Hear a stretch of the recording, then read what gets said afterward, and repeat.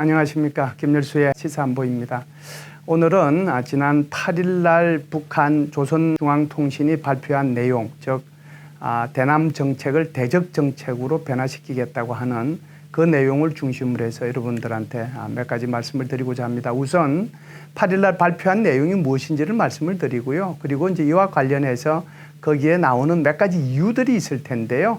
그 이유들에 대해서 좀 말씀을 드리고 앞으로 어떻게 될 것이며 우리는 여기에 대해서 어떻게 대응해야 될지 이렇게 몇 가지로 나누어서 여러분들한테 말씀을 드리고자 합니다. 우선요, 8일 날 북한의 조선중앙통신은 이렇게 얘기했습니다.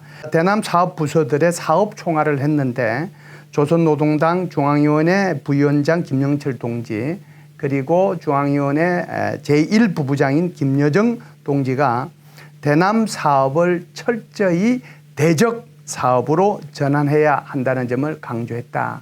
이것이 가장 큰 뉴스죠. 여기에 뒤따라 나오는 것이요. 배신자들과 쓰레기들이 저지른 죄값을 정확히 계산하기 위한 단계별 대적 사업 계획들을 심의하고 우선 먼저 북남 사이의 모든 통신 연락선들을 완전히 차단해 버릴 때 대한 지시를 내렸다. 이렇게 되어 있습니다. 그래서 여기에 이제 등장하는 인물이 한 사람은 김영철 노동당 부위원장이고요. 한 사람은 이제 김여정 제1부부장인데 사실은 이 대남 사업과 관련된 것은 북한에서는 누가 책임을 지느냐 하면 사실상 통일전선부에서 책임을 져야 되거든요.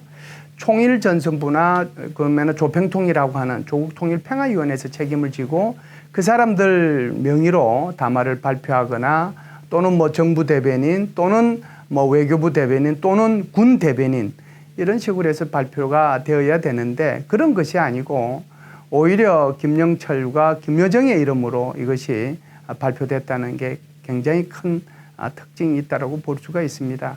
그래서 지금 통전부장은 장검철이라고 하는 사람이 하고 있는데요. 이 사람 지금 완전히 이름이 빠져 있습니다. 오히려 김영철 부위원장만 지금 등장하고 있거든요. 이제 김영철 부위원장은 여러분들이 아시다시피 뭐 천안함 폭침을 일으킨 주역이고 또 연평도 포격 도발을 일으킨 주역이고 한국의 각종 사이버 공격을 한 주역입니다. 이 사람이 군인 출신이고 군의 정찰 총국장으로 있을 때 주로 이런 일들을 많이 했거든요. 그리고 이제 민간인으로 옷을 갈아입고 난 뒤에는 주로 이제 통전부장 통일전선부장을 해왔었습니다. 그러다가 여러분들 아시다시피 우리 한국에도 내려왔었고 또 미국을 방문해서 트럼프 대통령한테 김정은 위원장이 친서를 전달한 사람이기도 했죠. 그런데 여러분들 아시다시피 작년 2월 달에 하노이 회담이 결렬된 이후에 여기에 대한 책임을 지고 통전부장에서 물러났거든요. 대신에 노동당 중앙위원회 부위원장 자리는 그대로 유지하고 있었습니다. 그런데 이번에 갑자기 대남 사업을 총화하면서 이 사람 이름이 등장을 했기 때문에 장검철이라고 하는 사람은 없어졌지만 여기에 이제 김영철이가 대신하고 있지 않을까 하는 그런 생각이 우선 하나 들고요. 두 번째는 바로 김정은의 여동생인 김여정의 등장이라고 볼 수가 있는데요. 우리가 이제 김여정이라고 하면은 그전에는 선전선동부의 제1부부장 역할을 수행을 했었거든요. 그러다가 이제 작년 연말에 노동당 중앙위원회 전원회의를 통해서 노동당 중앙위원회 제1부부장으로 어떻게 보면 이제 승진을 한 거죠. 그럼에도 불구하고 김여정 제1부부장이 어떤 역할을 수행하는지는 여전히 미스터리였습니다. 그러다가 여러분들 아시다시피 올해 3월 달에 북한에서 화력 훈련 이런 거를 했을 때 한국에서 청와대에서 국가안보실 차원에서 이것이 이제 소위 말하는 남북관계의 긴장을 조성한 것 때문에 좀 조심하는 것이 좋겠다 하는 식으로 이제 발표를 하니까 여기에 대해서 처음으로 김여정의 이름으로 담화가 발표된 거예요. 근데 이게 김여정 이름으로 담화가 발표될 일이 아닌데 도대체 이 사람이 어떤 위치를 가지고 있기 때문에 이런 담화를 발표했는가에 대해서 많은 사람들이 사실상 의문을 가지고 있었고 저도 그 중에 한 사람이었습니다. 그런데 그때 당시에 그 김여정이가 한 발언 내용들을 보면 여러분들이 아시다시피 그때 당시에 김여정은 우리 정부에 대해서 어떻게 보면 아주 좀 입에 담지 못할 그런 말들을 많이 했죠. 전능하다, 바보다, 겁먹은 개다 이렇게 얘기를 했단 말이죠. 그런데 또 한 번 김여정이 담화문을 발표하는데 그게 바로 3월 22일입니다. 트럼프 대통령이 북한에 대해서 코로나19 방역과 관련해서 협조할 의사가 있다라고 하는 친서를 보내니까 여기에 대한 답신의 형태로 김여정이가 담화를 발표를 했는데요. 트럼프 대통령의 이런 편지에 대해서 사의를 표하면서도 이 미국과 북한 사이가 좋아지려면 어떤 균형된 서로의 양보가 있고 서로 균형된 이익이 가야지 일방적으로 북한을 몰아붙여서는 절대로 북한하고 미국과의 관계가 좋아질 리가 없다. 이런 담화를 발표했는데 이때는 굉장히 좀 마일드하게 이렇게 발표를 했어요. 그러다가 여러분들은 아시다시피 며칠 전이죠. 바로 6월 4일 날 담화문을 발표했는데 그게 이제 5월 말에 우리의 탈북단체가 보낸 삐라를 문제 삼으면서 다시 한번 아주 심각하게 쓰레기라든지 이런 표현들을 동원하면서 굉장히 우리 한국 정부를 압박을 했었죠. 그러면서 이제 이런 얘기까지 합니다. 사실상 이렇게 쓰레기들이 보내는 이 전단 또는 풍선 이런 것들도 나쁘지만 이를 지켜보거나 부추기거나 방관하는 자들은 더 밉더라. 이게 이제 우리 정부를 향한 이야기잖아요. 그러면서도 이미 건강상 관광은 철폐가 되었지만 개성공단을 앞으로 폐쇄를 해야 될지 그렇지 않으면은 남북 간에 있는 다양한 그런 연락선 소위 말하는 군 통신선이죠. 그 통신선 중에서도 개성공업단지에 있었던 남북공동연락사무소에 있었던 그 통신선 그걸 단절할지 그렇지 않으면 9.19 군사합의를 단절할지 이것은 앞으로 두고 볼 일이다. 이런 식으로 이제 우리 정부를 압박을 했다고 해도 과언이 아닌데 어찌됐든 김여정이라는 사람이 다시 등장해서 담화를 발표함으로써 김여정이 위상이 대남 관계뿐만 아니라 대미 관계, 즉 이제 소위 말하는 국제 관계 전반을 이렇게 좀 아우르는 그런 자리로 올라가지 않았는가 그런 이제 생각이 들고요. 두 번째 좀 말씀드리고 싶은 것은 바로 단계별 대적 사업 계획들을 심의하겠다라고 하는 것은 지금 1단계 사업은 이미 사실상 1단계로 남북 사이의 공동연락사무소의 통신선뿐만 아니라 군 통신선 그리고 이제 우리 청와대하고 북한의 노동당 청사에 연결되어 있는 그런 한 라인 그리고 그것뿐만 아니라 함정들 간에 이렇게 사용할 수 있는 상용 주파수죠. 그것 간에 있었던 그 통신선까지 모두 다 차단을 했습니다. 이 차단에 이어서 그 다음 단계를 이제 해 나가겠다라고 하는데 그 다음 단계가 이제 지금 개성공단 폐쇄가 될지 그렇지 않으면 9.19 군사합의 파기가 될지 그런 것을 해 나가겠다라고 지금 얘기를 하고 있습니다. 그렇다라고 하면 왜 이 김여정이가 6월 4일 날 노동신문을 통해서 이런 담화문을 발표했느냐가 문제가 될 텐데요. 사실은 이 대남 사업과 관련되는 거거나 또는 대미 정책 또는 대외 정책과 관련되는 것은 주로 북한 주민들이 보지 못하는 조선중앙통신을 통해 가지고 대외적으로 그냥 발표하는 거거든요. 노동신문은 북한 주민들이 보지만 조선중앙통신은 북한 주민들이 보는 게 아니에요. 그런데 6월 4일 날 담화문 발표한 것은 바로 노동신문에 이 문제를 게재를 했단 말이죠. 그래서 김여정의 위상이 이런 노동신문을 통해서 북한 주민들은 여전히 김여정이라고 하지만 제1부부장 정도로 이렇게 주민들은 그렇게 인식하고 있을 수 있잖아요.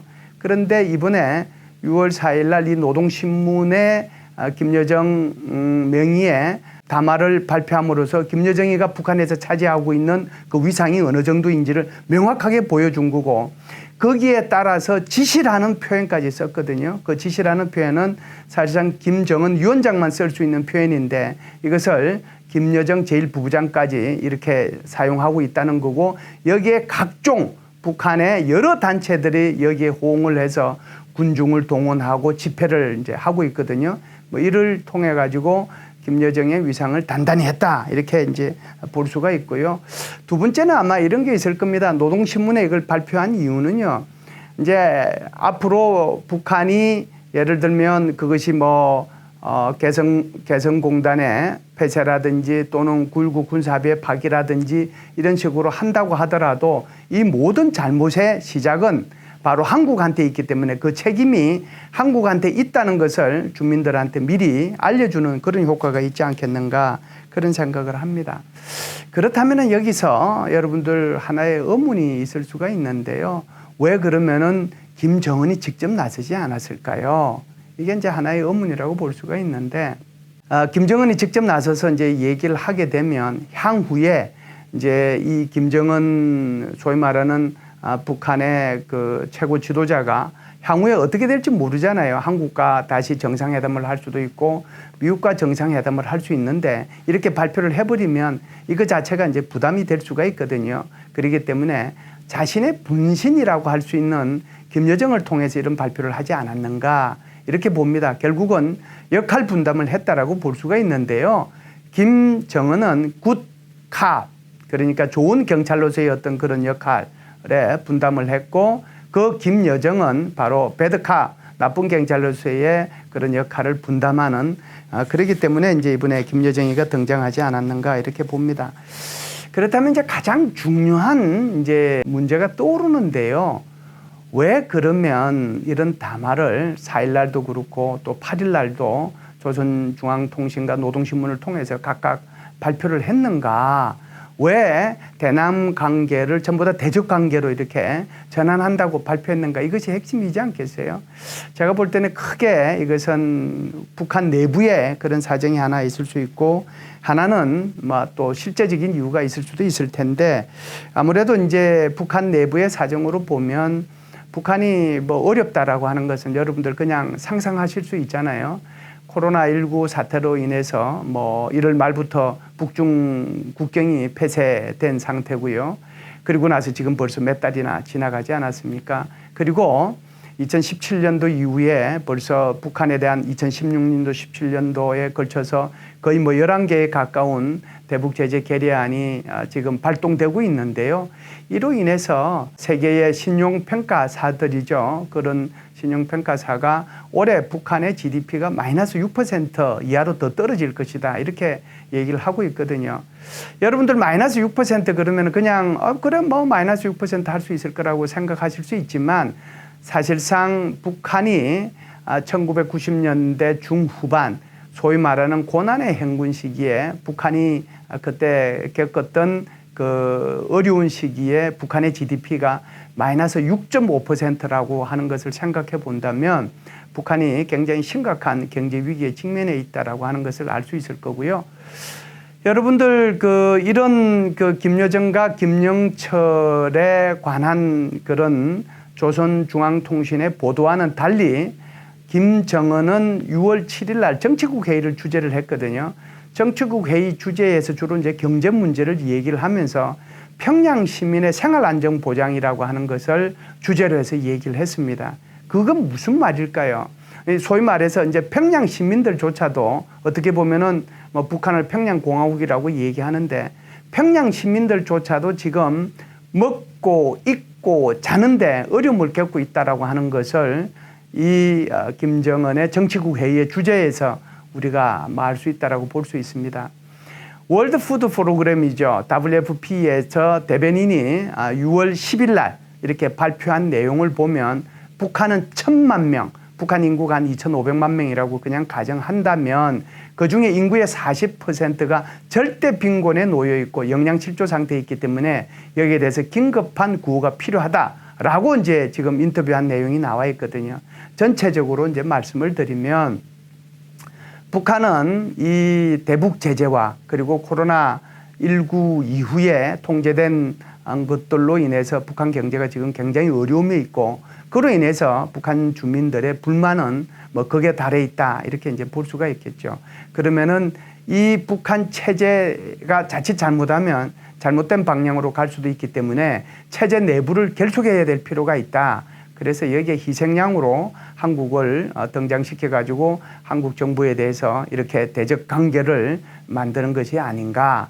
사실상 여기에 대해서는 일부 벌써 효과가 있다라고 볼 수가 있는데요. 5일날 김여정의 담화가 나온 뒤에 6일, 7일, 8일, 9일 계속해서 북한에서는 각종 군중 집회가 지금 일어나고 있거든요. 그 자체가 이미 북한의 체제 내부를 단속을 했다 이렇게 볼 수가 있겠죠. 두 번째는 이제 한국 정부에 대한 불만이겠죠. 사실상 북한 입장에서 보면 이 영변 핵시설까지 내놓겠다. 이것만 내놓으면 미국이 이런저런 얘기를 들어줄 것이다라고 하는 한국 정부가 북한한테 이렇게 설득한 내용을 가지고 하노이 회담에 나갔는데 결과적으로 이제 실패했잖아요. 그리고 난 뒤에 지금 뭐 거의 1년 4개월, 5개월이 다 돼 가는데 결국은 이제 하노이 회담 이후에 남북 간의 관계라고 하는 것은 이미 얼어붙어 있을 대로 얼어붙어 있었다라고 볼 수가 있죠. 사실상 북한에서는 우리 NGO 단체들 만나는 것조차도 못하게 했으니까 남북 간의 접촉이라고 하는 것이 거의 없었다고 해도 과언이 아닙니다. 그래서 이런 불만들을 이제 이런 앞으로의 그 계획된 그런 대적 관계를 강도 높게 벌려 나가면서 이런 한국에 대한 불만을 이렇게 표출하기 위해서 그런 것이 아니냐. 그러면 진짜 목적은 한국 정부에 대해서 이런 불만을 표출을 하면 한국 정부가 결국 미국을 설득을 해서 미국이 북한에 대해서 어떤 제재 완화 조치나 어떤 호의적인 어떤 조치를 취해 줄 수도 있을 것이다 라고 하는 그런 생각을 가지고 있었다. 뭐 저는 그렇게 봅니다. 그러면 이제 앞으로 어떻게 될 것이냐 하는 것이 문제가 되는데요. 단계별 대적 사업을 이제 앞으로 추진해 나가겠다라고 했으니까 개성공단 철폐도 이제 있을 수 있고 그다음에 이제 9.19 군사합의도 파기가 될 수가 있겠죠. 근데 9.19 군사합의가 파기된다라고 하면 그때부터 본격적으로 군사합의 파기에 대한 선언만 있으면 또 선언하지 않더라도 대남 도발을 하지 않겠는가라고 봅니다. 그래서 이것이 서해 상에서 NLL 상에서 또는 DMZ 상에서 이런 도발이 있을 수 있고요. 특히 우리 탈북자들을 아주 지구 끝까지 쫓아가서 아주 그냥 박살내자 뭐 이런 식으로 지금 구호를 내걸고 있기 때문에 이런 이제 북한 말로는 쓰레기들이라고 하는데 이런 탈북민들에 대한 어떤 테러 이런 것들도 있을 수 있거든요. 그래서 이런 것들이 있을 수 있기 때문에 우리는 여기에 대한 대비를 좀 철저히 해야 되겠다라고 생각을 합니다. 특히 여러분들이 이런 날짜들을 좀 조심해서 봐야 될 필요가 있는데요. 이제 한 보름만 지나면은 6월 25일입니다. 사실상 6.25 전쟁이 난 지 70주년이 되거든요. 이게 이제 북한으로 봐서는 아주 태기를 할 수 있는 날이 될 수가 있을 거고요. 7월 27일은 뭐 정전협정일이지만 북한으로서는 이걸 성전기념일이라고 얘기를 합니다. 전쟁에서 승리를 기념하기 위한 날이죠. 이 날이 될 수도 있는 거고요. 또 이제 이런 대남 도발을 넘어서서 더 크게는 9월 9일과 10월 10일이라는 날짜가 있는데요.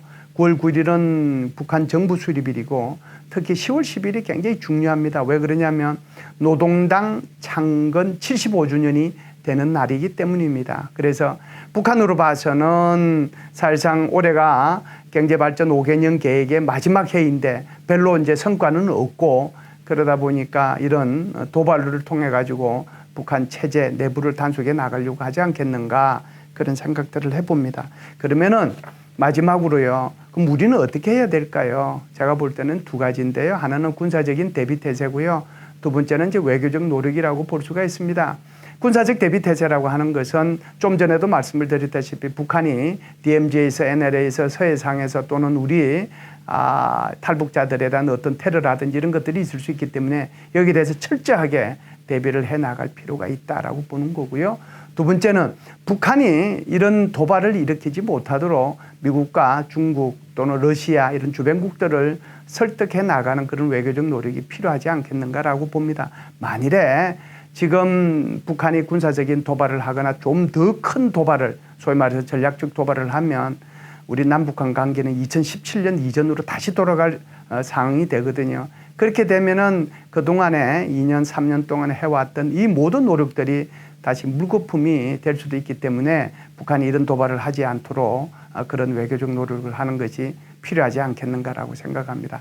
예, 여러분 감사합니다. 오늘 김열수의 시사 한 부는 여기서 마치도록 하겠습니다.